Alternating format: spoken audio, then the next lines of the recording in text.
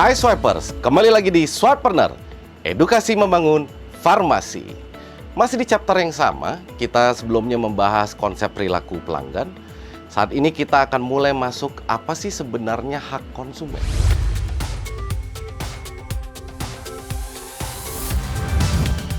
Kenapa kita mesti tahu hak konsumen? Karena sebenarnya ada 4 hal yang memang ini merupakan hak dari konsumen yang harus kita penuhi. Hak yang pertama adalah hak mendapatkan pilihan produk. Jadi kalau misal konsumen itu mereka berhak nih mendapatkan pilihan beberapa options produk. Saya kasih contoh misalnya. Let's say seorang konsumen datang ke apotek Swipers. Kemudian mereka bilang salah satu merek lah obat pusing. Kebetulan obat pusing tersebut tidak ada di apotek Swipers. Maka mereka berhak untuk bertanya kembali, selain produk ini, kalau obat pusing ada apa saja. Dan kita sebagai apoteker juga harus bisa memberikan informasi lah kepada mereka, ini loh pilihan-pilihannya. Dan siapa yang akan memilih? Indian pasti adalah konsumen yang akan memilih mana produk yang mereka ingin beli atau mereka inginkan. Jadi kita harus bisa pastikan bahwa memang konsumen itu bisa mendapatkan beberapa pilihan produk. Itu hak yang pertama. Sementara untuk hak yang kedua adalah hak untuk mendapatkan keamanan. Keamanan ngapain? Keamanan ketika menggunakan produk tersebut. Jadi kalau misalnya di beberapa produk nih ya, keamanan itu dapat kita lihat dari sisi apa? Ada sertifikasinya nggak? Misalnya makanan. Oh, ini ada sertifikasi halalnya. Oh, nanti ada BPOM-nya, BPOM-nya. Jadi konsumen pas lihat, oh ini terdaftar, ada nomor dagangnya misalnya begitu. Ini halal, kemudian ini juga ada BPOM-nya. Jadi konsumen akan merasa aman untuk menggunakan produk tersebut. Yang ketiga, bahwa konsumen itu mendapatkan hak untuk mendapatkan informasi. Kalau di produk biasanya ada di mana? Biasanya itu berada di balik. Misalnya ada produk botol, biasanya nanti di baliknya tuh. Jadi nanti ada informasinya, ingredients-nya apa, cara pakainya seperti apa. Balik lagi ke ingredients yang tadi, ini terbuat dari apa, komposisinya apa. Nah, itu adalah informasi-informasi yang harus kita kasih tahu ke konsumen. Karena sekali lagi, mereka berhak mendapatkan informasi tersebut. Dan yang terakhir adalah konsumen itu berhak untuk mendapatkan didengar. Ini apa contohnya? Misalnya kita suka lihat di balik produk itu ada 0800 misal gitu ya. 0800, kemudian ada suara konsumen. Nah, hotline suara konsumen itu adalah hotline yang misalnya konsumen itu punya komplain atau ada masukan, kritik dan saran gitu ya. Nah, itu bisa disampaikan ke perusahaan, itulah artinya hak untuk didengarkan. Jadi saya recap, konsumen itu berhak untuk mendapatkan pilihan produk. Mereka berhak mendapatkan keamanan. Mereka berhak mendapatkan informasi. Dan yang terakhir, mereka berhak untuk didengarkan. Setelah kita tahu nih hak konsumen apa aja, baru kita bisa lihat lagi jauh lebih dalam tentang konsep perilaku pelanggan. Yaitu sebenarnya faktor apa sih yang dibuat oleh konsumen ketika mereka mau menggunakan atau membeli barang dan jasa.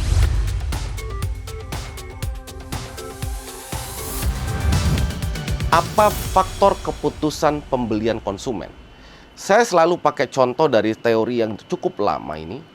Tapi teori yang menurut saya masih sangat relevan sampai saat ini.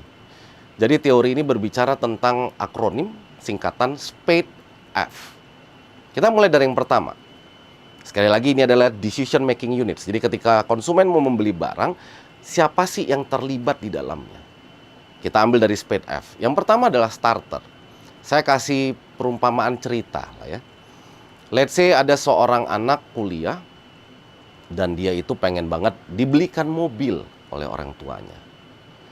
Jadi si anak tersebut di suatu hari melihat iklan misalnya di salah satu media sosial bahwa ada produk A keluar, mobil yang sangat bagus sekali.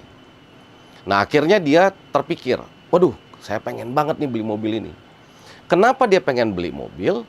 Karena dia tahu untuk pergi ke universitasnya itu membutuhkan waktu yang cukup lama. Dan kayaknya memang lebih enak kalau misalnya mengendarai sebuah mobil. Otomatis dia akan pergi ke orang tuanya. Ngapain ke orang tuanya? Tentunya untuk meminta mobil tersebut. Jadi bisa kita lihat starternya itu adalah si anak ini. Jadi dia di sini di decision making unit dia terjadi bahwa keraguan, kira-kira perlu mobil apa tidak, dan akhirnya dia memutuskan untuk perlu mobil, dan bisa kita bilang dia ini adalah seorang starter, karena dia yang pengen mulai. Yang kedua, tentunya dia akan ngomong kan ke orang tuanya, dia akan bilang, "Pa, Ma, saya butuh mobil nih," gitu ya. Akhirnya dia akan ngomong ke mamanya, "Ma, tolonglah Ma, rayu papa supaya papa mau beli mobilnya." Akhirnya papanya diberitahu oleh mamanya, "Dah, kita beli aja," dan papanya setuju. Bersama-sama lah mereka pergi ke dealer mobil untuk melihat mobil tersebut. Ketika sampai di sana, mamanya bilang, "Mendingan yang warna merah, mendingan yang matic daripada yang manual." Nah, berarti mamanya itu menjadi advisor di sini. Jadi yang menyarankan tipe mobilnya apa, jenis mobilnya apa, manual apa matic, warnanya apa, apakah itu SUV, family car, atau itu mini car, LCGC, whatever itu mamanya yang menyarankan. Berarti mamanya sebagai advisor. Dan akhirnya karena memang pada saat itu papanya masih berpikir, akhirnya mereka pulang kembali. Mereka pulang kembali ke rumah dan akhirnya berdiskusi lagi lah kedua orang tua ini. Kira-kira mau yang mana gitu ya. Dan akhirnya papanya memutuskan, oke, kita beli city car, warnanya merah, matic, tipenya mereknya adalah A, misalnya seperti itu. Berarti papanya itu menjadi seorang decider. Jadi karena yang memutuskan akhirnya membeli yang mana. Akhirnya besokannya, karena papanya sibuk meeting, mama dan anak yang tersebut pergi lagi ke dealer mobil dan mereka membelilah mobil tersebut. Karena yang bayar adalah papanya dan ini adalah duit papanya, berarti papanya juga menjadi seorang finance di sini karena mereka yang membayar. Dan ketika sudah dibayar, maka ada pertanyaan terakhir, siapa akhirnya membeli? Kalau membeli dalam konteks pergi ke dealer mobil dan melakukan pembelian, berarti yang melakukan pembelian tersebut adalah mama dengan anaknya. Konteksnya cukup sampai di situ. Nah, berarti apa gunanya untuk yang namanya DMU atau Decision Making Unit? Kenapa kita mesti tahu siapa yang starter, siapa yang advisor, siapa yang purchaser, siapa yang decider, dan siapa yang end user? End user udah pasti kan anaknya. Karena ketika udah dibeli kan akhirnya dia yang pakai. Untuk apa kita mengetahui hal tersebut? Karena dengan menggunakan atau kita tahu Decision Making Unit tadi, kita bisa berhubungan dengan orang yang tepat, di waktu yang tepat, dengan pesan yang tepat. Saya ulang, kalau kita tahu nih decision makingnya siapa saja unitsnya, maka kita bisa berhubungan dengan orang yang tepat, waktu yang tepat, dan pesan yang tepat. Bayangkan swipers, kalau tadi ternyata kita deketinnya adalah deketin mamanya, di mana mamanya kita udah tahu bahwa sebenarnya bukan decider, percuma. Jadi pesan yang tepat ke orang yang tepat itu harus bagus banget di decision making unit. Berikutnya kita akan lihat lagi, dalam memilih produk atau jasa, sebenarnya ada dua tipe. Tipe yang pertama adalah kita sebut extended problem solving atau pemecahan masalah secara luas. Yang kedua adalah pemecahan secara terbatas. Saya mulai dari pemecahan secara luas dulu. Ini artinya apa? Artinya begini, ketika kita beli barang atau suatu barang, kita perlu sangat dipikirkan matang-matang untuk membeli barang tersebut. Nah, itu adalah pemecahan masalah yang terlalu luas. Jadi dengan sangat luas. Contohnya beli apa? Bayangkan kalau misalnya swipers beli mobil, kemudian beli motor, beli komputer, bahkan mungkin beli handphone sekalipun, pasti perlu berpikir berkali-kali. Apalagi kalau barangnya mahal. Nah, berarti itu kita masuk di kategori yang itu. Tapi ada satu lagi kategori yang pemecahannya itu secara terbatas atau limited. Kalau tadi luas, ini secara terbatas. Yaitu kita beli barangnya tanpa mikir dua kali. Contohnya apa? Kalau kita beli shampoo, kita beli sabun, kita beli pasta gigi, baik itu mingguan, 2 mingguan, atau bulanan, kita pasti udah langsung main beli aja tanpa mesti berpikir lagi. Di video berikutnya, kita akan membahas apa itu impulsive buying.